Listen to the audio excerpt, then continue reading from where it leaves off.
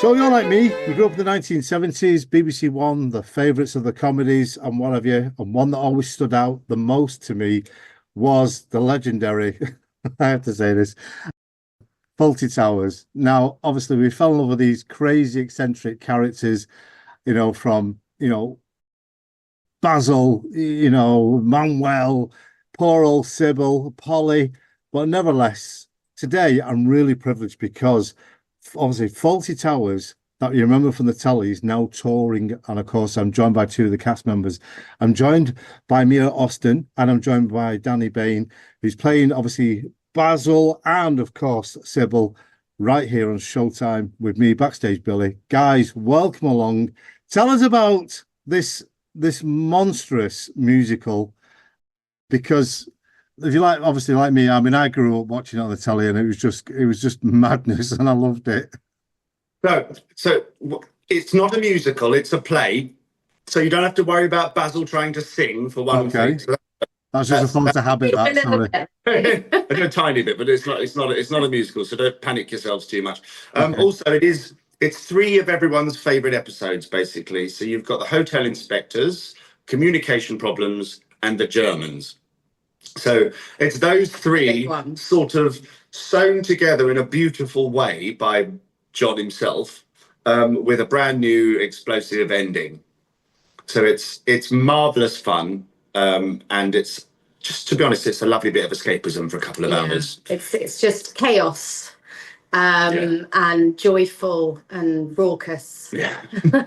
And madness and full of wit and zany characters all in one place. Now, you've got obviously a great cast with you. Obviously, you got Hemi, obviously taking on the iconic role, obviously of Manuel. But you're joined by, well, I would say in our house growing up was a legend. Just good friends. Paul. I can't believe with Paul and what have you. Joey's surname's gone out of my head. Paul Nicholas, who I always remember.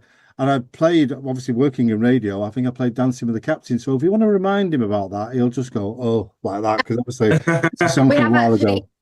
In our warm-up, we play that song just to embarrass him. Yeah. Does it work? Yeah, I remember the name of my favourite song of his. It's like a reggae song that he did, and it makes me so happy. And he hates it so much. I play it all the time. It's really funny. He's very down to earth, Paul. There's no kind of like. And you can't teach. There's no airs or graces. Yeah, no airs or graces with it. You can't teach the timing that he has. He has. So I'm just going to turn off this thing. It's playing Fawlty Towers, the tune now. I know, to remind us of where we are. His timing is second to none. He just seems to understand how to time a gag, how to time a joke. His comedic timing is perfect. He's still funny. We've watched him now for the last year, and we still. Oh my goodness, yeah. I mean, I'm on stage with him, and I have to stop myself. Yeah. He's very funny. Let's go back to you two.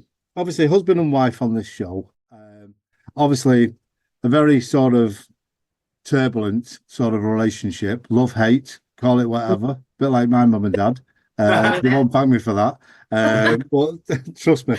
So, like you just said about the episodes as well, because you've compressed, was it 3? Because, there was 12 episodes in total, weren't they, over, from 1975 to 79, was it? But everyone thinks it was on a lot longer, don't they? Everyone believes there was more episodes. I think people are quite surprised when they, But to be honest, I think it's because they crammed so much content into such short. I think John said something like there were 12 issues that he wanted to deal with, so he did it. And I think also with writing, I guess if you keep on churning it out, it's harder to do, and it doesn't become as funny. And I think they set the precedent, didn't they, for a few, like The Office was only 12 episodes. Yeah.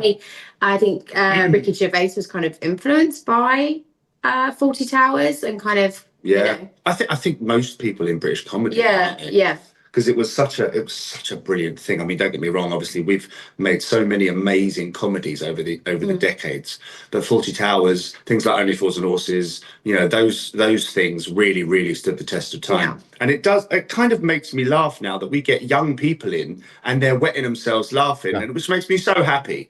So I'm like, so at least you still get it. Like, you still understand that this is irony. This is not mean. We're not being mean to anyone. Do you see what I mean? This is you can recognise somebody you know in every character on stage. Yeah, it's very timeless.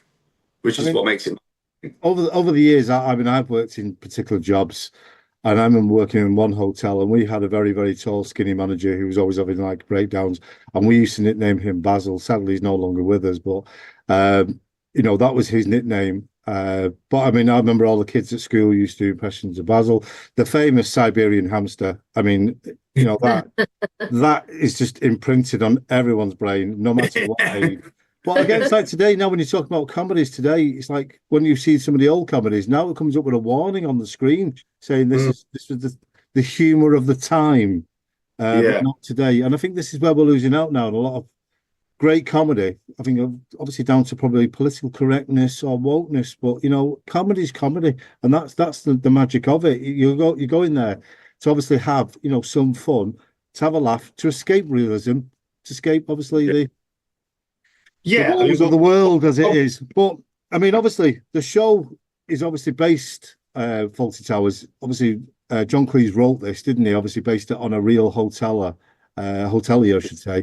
When the Monty Python team was staying in Torquay, and obviously that's where he got his inspiration from. Was it Donald P. Sinclair, who he based it on? I mean, like I said, I've been going through some of the fun facts. I mean, like, Andrew Sachs, who obviously was playing a Spaniard, actually had German heritage and a German background. Let's also say, sad bit is everyone loves the part when obviously the character Basil, losing his rag and he's attacking his car. Is that going to be on stage? That great moment? No. Although that, I don't think the budget could bring in the car. No.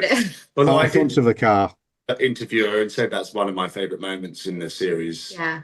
Maybe the sequel. Listen, any car owner with an old car has experienced that, so we've all done it. But nevertheless, this great show is coming to the Opera House in Manchester. You're not going to be with us for long. I mean, there again, I've been looking at your tour dates. You're everywhere, aren't you? You're going to be in Manchester, obviously, from the 4th to the 8th. So it's not long.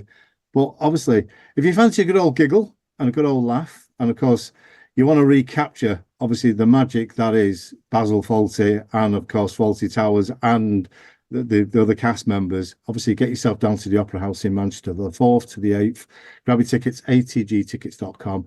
You will love this amazing show. And, of course, you get to see these two lovelies on stage killing each other, in the name of art. So, there you go. Well, guys, thank you for joining me today on Backstage with Billy. Thank you so much, Billy.